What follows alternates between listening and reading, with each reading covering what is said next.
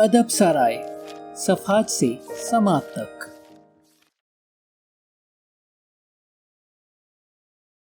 अब तक के साथ और ताउन का शुक्रिया।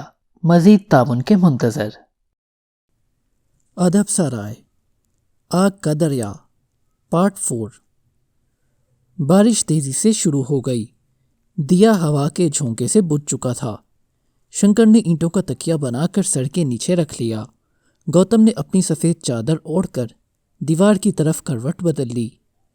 दोनों कुछ देर तक चुपचाप अंधेरे में पलकें झपका किए। फिर पुरवाई के झोंकों से इन्हें नींद भी आ गई। इस रात गौतम को अजीब अजीब ख्वाब नजर आए। मंडी की कोठरी में से निकलकर चंडी देवी अपने गौरी के रूप में छन छन कर बाहर आईं। फिर वो केसरी साड़ी वाली लड़की से तब्दील होना शुरू हुई। इसके बाद इनकी शक्ल फिर मुख्तलिफ नजर आई। पहले वो दुल्हन बनी। सती के रूप में महादेव से इनका ब्याह हुआ। फिर पल के पल में एक बूढ़ी औरत, दुर्गा से भी ज्यादा खौफनाक, आलती पालती मारे इनके सरहाने आन बैठी और जोर जोर से रोने लगी। मेरी माँ, मेरी माँ, गौतम ने लरस कर कहा। लेकिन बूढ़ी औरत ने दांत निकोस कर जवाब दिया, मैं तुम्हारी माँ नहीं, अरे मैं तो वैशाली की।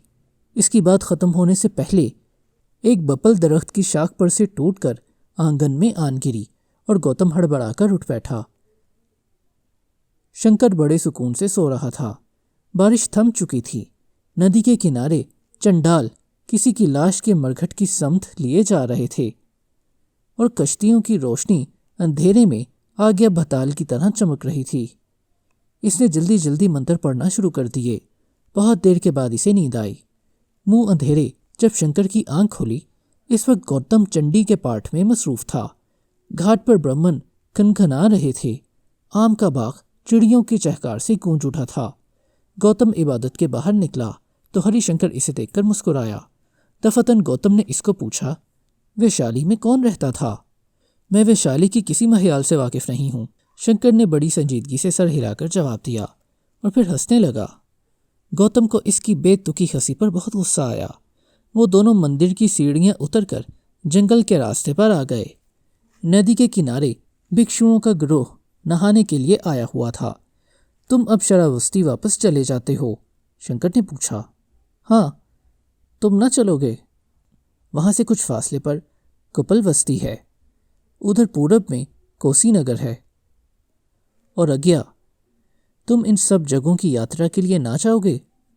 तुम अपना मतलब बयान करो। मेरा मतलब है कि तुम भी मेरे साथ चलो। तुम मेरे आश्रम में ठहर सकते हो, या अगर मेरे माँ बाप की इज्जत बढ़ाना चाहो तो शहर के अंदर मेरा घर है। मेरा इरादा काशी जाने का था, मगर मैं देखता हूँ कि तुम मेरी राह में हायल होते हो। यही बात दूसरी तरह भी कही जा सकती है। तुम मेरा रास्ता खोटा कर रहे हो। भाई हरिशंकर, पगडंडी पतली हो और दो राहगीर आमने सामने खड़े हों तो इनमें से एक को हट जाना चाहिए, वरना दोनों खड्डे में जा गिरेंगे। गौतम ने कहा, फिर मैं तुम्हारे साथ श्रावस्ती क्यों चलूं? इसलिए कि तुम्हें मेरे मज़हब से दिलचस्पी है, या इसलिए कि तुम अयोध्या की कुमारी चंपक के मुतल्लिक मज़ीद मालूमात हासिल करना चाहते हो? हरिशंकर, अगर तुमने शाक्या मनी के चेलों का ये गेरवा रंग ना पहना होता तो मैं तुम्हारी ठुकाई कर देता। गौतम ने दिल में कहा। वो दोनों आबादी छोड़कर श्रावस्ती की तरफ बढ़ने लगे। आसमान पर से बादल छट गए थे। हवा में कच्ची कलियों की महक उमड़ रही थी। कदम के एक झुंड में मोर पर फैलाए नाच रहा था। खेतों की मंडेर पर धानी और कपासी साड़ियां पहने हुए किसान औरतें इधर से उधर जा रही थीं। अस्वक के जंगलों में जगह जगह जो देवस्थान और देवघर बने हुए थे, गौतम इन पर फल फूल चढ़ाता रास्ते तय करता जा रहा था। शंकर खामोशी से इसके साथ साथ आ रहा था। शाम पड़े दोनों लड़के मोर पालने वालों के एक गांव की फसील में दाखिल हो गए। अनगिनत मोर चारों ओर बागों में घूम रहे थे। छप्परों के नीचे मोर के परों के पंखे और मोरछल तैयार किए जा रहे थे। चौपाल में गाना हो रहा था। गौतम और हरिशंकर कुएं के मन पर बैठ गए। पल की पल में सारे में खबर फैल गई थी। दो विद्यार्थी गांव में मेहमान आए हैं। इनकी आओ भगत शुरू हुई। शंकर आंखें बंद किए बैठा रहा। एक लड़की 2 खूबसूरत पंखियां नजर करने के लिए आई थी। गौतम ने लड़की के हाथ से पंखा ले लिया और इसे उलट पलट कर देखने लगा। इसके परों पर उंगलियां फेरी। लड़की बड़े अदब से आशीर्वाद की मुंतजर कुछ फासले पर खड़ी रही। ये पंखे कहाँ कहाँ, किन किन दूर दराज के शहरों और मुल्कों को भेजे जाएंगे, कैसे कैसे लोग इनको इस्तेमाल करेंगे, वो सोच रहा था। ये पंखियां जो मैं छू रहा हूँ, यही अयोध्या के बाजार में जाकर बिकेगी और शायद वही लड़की इसे खरीद लेगी। फिर इसने दोनों पंखियां वापस कर दी। हमें ऐशो आराम का हुक्म नहीं, हमें तुम्हारे ये खूबसूरत पंखे नहीं चाहिए।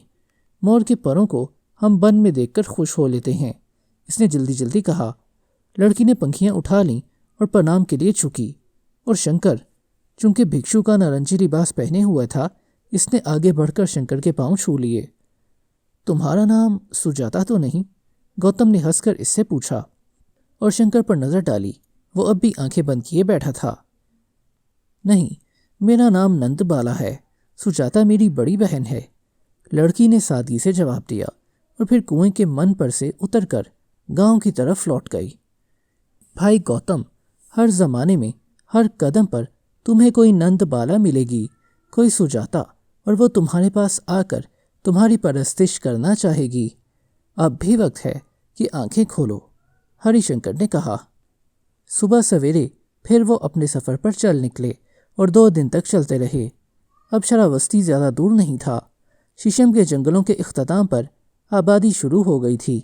सड़क पर 2 रोइया दरख्त लगे थे, जिनके परे उमरा के मकानात थे। इन मकानों के बागों में नकली पहाड़ियाँ बनी हुई थीं और अमरूद और अनार के दरख्तों के झुंड थे, जिन पर सब्ज परों वाले तोते शोर मचा रहे थे। पालतू मोर बरमरी तालाबों के किनारे खड़े पानी में अपना अक्स देखते थे। जामुन के दरख्तों में झूले पड़े थे।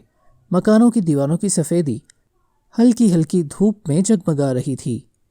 बराबर की पगडंडी पर से खाना बदोशों का एक काफिला बैलों पर बैठा गाता बजाता गुजर गया।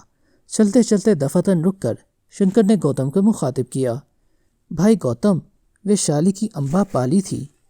गो चंपक और सुजाता और नंदबाला सब एक ही हैं। अपने जहन को इंतशार से महफूज रखो। और फिर यकलख्त शंकर पगडंडी पर से उतरकर वापस शीशम के जंगलों की तरफ मुड़ गया। गौतम इसे आवाज़ें देता रह गया, लेकिन वो नज़रों से ओझल हो चुका था।